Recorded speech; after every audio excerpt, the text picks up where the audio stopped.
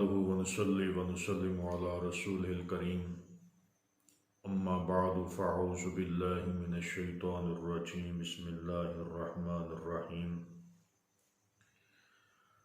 محترم سامعین اکرام،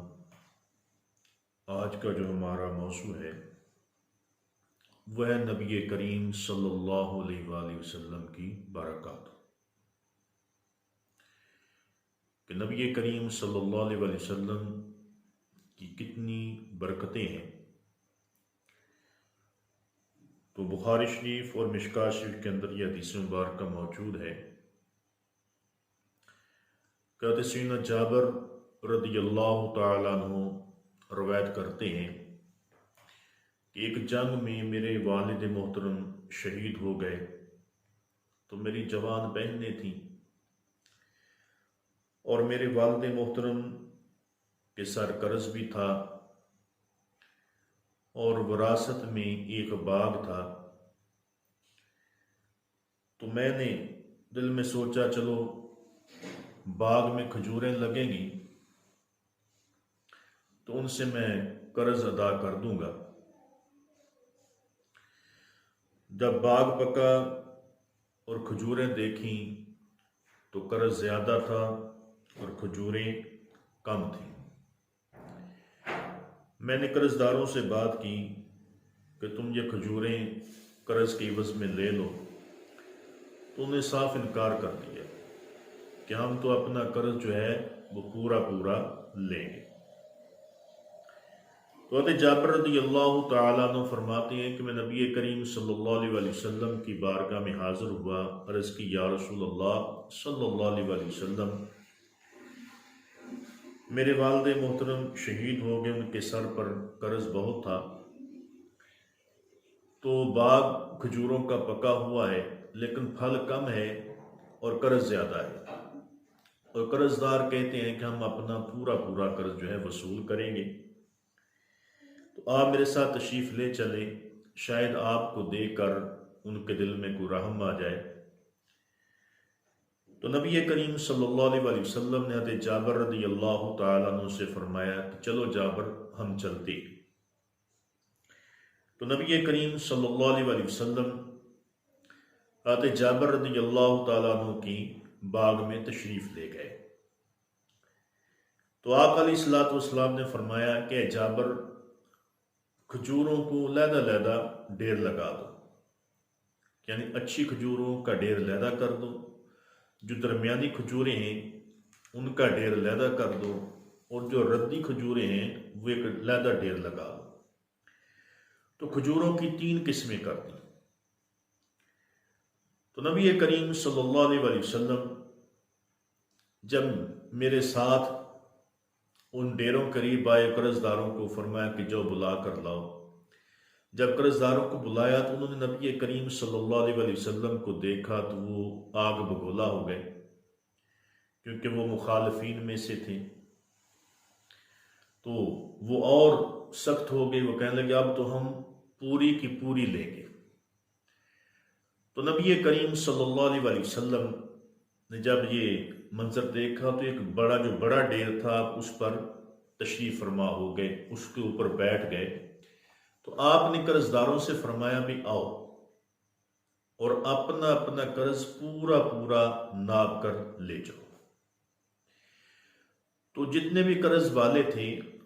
وہ اپنے قرض کے مطابق کھجوریں تول کر ناپ کر لے جاتے رہے، حتیٰ کہ سارے قرض والے جو تھے وہ کھجوریں لے کر چلے گئے۔ اور جابر رضی اللہ تعالیٰ عنہ فرماتے ہیں کہ میں دیکھ کر حیران رہ گیا کہ سارے قرض داروں نے کھجوریں لے لی لیکن ڈھیر سے کوئی چیز کم نہ ہوئی۔ اور بخاری شریف کے اندر جو روایت اس کے الفاظ یہ ہیں کہ فَسَلَّمَ اللَّهُ الْبَيَادِرَ كُلَّهَا وَحَتَّى انظُرُوا إِلَى الْبَيْدَرِ الَّذِي كَانَ عَلَيْهِ النَّبِيُّ صلی اللہ علیہ وآلہ وسلم كَأَنَّهَا لم تنقص تمرۃ واحدۃ، یعنی سب کے قرضے پورے ہو گئے اور سارے ڈھیر اللہ تعالیٰ نے بچا لیے، حتیٰ کہ میں نے غور سے جب دیکھا تو اس ڈیرے میں سے جو نبی رحمت صلی اللہ علیہ وسلم جس پر جلوہ فروز تھے، اس میں سے ایک کھجور بھی کم نہیں ہوئی۔ تو نبی کریم صلی اللہ علیہ وسلم نے ارشاد فرمایا کہ اے جابر، اب باقی جو ان کھجوروں کو سے تم اپنی بہنوں کی پرورش کرو، اپنے گھر کے جو معاملات ہیں وہ چلاؤ۔ اور دوسری روایت میں یہ الفاظ بھی ہیں کہ نبی کریم صلی اللہ علیہ وسلم نے حضرت جابر رضی اللہ تعالیٰ عنہ سے فرمایا کہ اے جابر، جاؤ جا کے عمر کو یہ بات بتاؤ۔ تو حضرت جابر خوشی خوشی کے ساتھ دوڑے آئے، حضرت سیدنا عمر فاروق رضی اللہ تعالیٰ عنہ سے ملاقات کی اور یہ خوشخبری سنائی کہ میرے پیارے بھائی عمر، اس طرح نبی کریم صلی اللہ علیہ وسلم کی آج میں نے برکت دیکھی ہے کہ آپ نے میرے سارے قرض خواہوں کے قرض بھی ادا کر دیے اور ایک کھجور بھی اس ڈیرے میں سے کم نہیں ہوئی جس پر آپ تشریف فرما تھے۔ تو حضرت عمر رضی اللہ عنہ مسکرائے اور مسکرا کر فرمان لگے، اے جابر، میں تو اسی وقت ہی جان گیا تھا کہ جب نبی کریم صلی اللہ علیہ وسلم تمہارے ساتھ تشریف لے گئے تھے کہ اب سب کا قرض جو ہے وہ ادا بھی ہو جائے گا اور کھجوروں کے اندر اتنی برکت آ جائے گی کہ وہ کھجوریں کم بھی نہیں ہوگی۔ تو یہ نبی کریم صلی اللہ علیہ وسلم کی برکت تھی جو حضرت جابر رضی اللہ تعالیٰ عنہ نے اپنی آنکھوں سے دیکھ کر پھر بیان کیا کہ اتنی برکت نبی کریم صلی اللہ علیہ وسلم کی ہوئی، قرض داروں کے قرض ادا ہو گئے، کھجوریں پھر ویسی کی ویسی پوری تھیں۔ فرماتے ہیں خدا کی قسم ایک کھجور بھی اس ڈیر سے کم نہیں ہوئی، سارے بوریاں بھر بھر کر جو ہے وہ قرض لے گئے۔ اتنی برکت نبی کریم صلی اللہ علیہ وسلم کی تھی۔ اور دوسری روایت یہ بھی بخاری شریف کے اندر بھی ہے اور مسلم شریف کے اندر بھی ہے، مشکات شریف کے اندر بھی ہے اور بھی حدیث کی کتابوں کے اندر ہے، اور اس حدیث کے راوی بھی حضرت جابر رضی اللہ تعالیٰ عنہ ہیں۔ حضرت جابر رضی اللہ عنہ فرماتے ہیں کہ ہم جب خندق کھود رہے تھے تو فرمایا کہ خندق کھودتے کھودتے اچانک ایک چٹان، سخت چٹان ہمارے سامنے آئی۔ ہم نے بڑی کوشش کی کہ وہ چٹان کو کسی طریقے سے توڑنے کی، لیکن ہم سے نہ ٹوٹی۔ ہم نے بڑا زور لگایا اور پھر جب ہم نے ساری کوشش کی وہ چٹان نہ ٹوٹی تو پھر ہم نبی کریم صلی اللہ علیہ وسلم کی بارگاہ میں حاضر ہوئے، عرض کی یا رسول اللہ صلی اللہ علیہ وسلم، ایک چٹان آ گئی ہے،